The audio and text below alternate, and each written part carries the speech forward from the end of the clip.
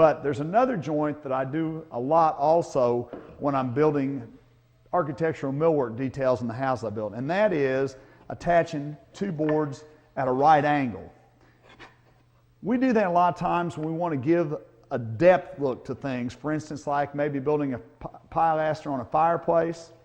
So I'm going to go over to another machine where I can rapidly drill these holes.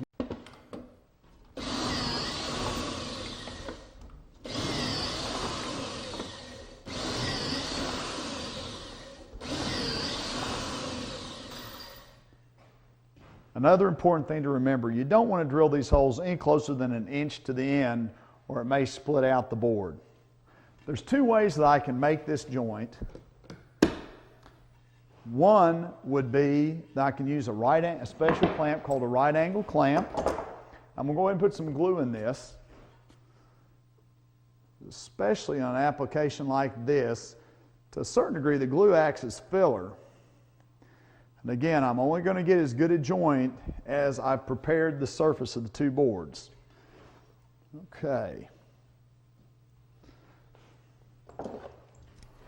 Again, this right angle clamp has a peg that fits right into the pocket hole. I'll adjust that just a little bit. I like to leave the board back just a little bit so that I can flush trim it with a router later.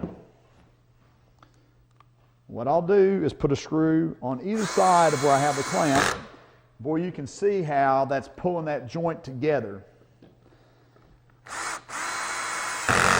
There's a lot of times when I do this application where I may be putting together 8-foot long boards. Now you can imagine how many clamps it would take to do that. But using the right angle clamp and the pocket screws, I've got a whole series of clamps that hold it together, and I'm ready to do the next step immediately. Another way to make this joint is using the bench clamp, which is going to hold the board down while I put the pocket screws in. And really all that's doing is holding things in alignment for me because the screws are pulling the joint together.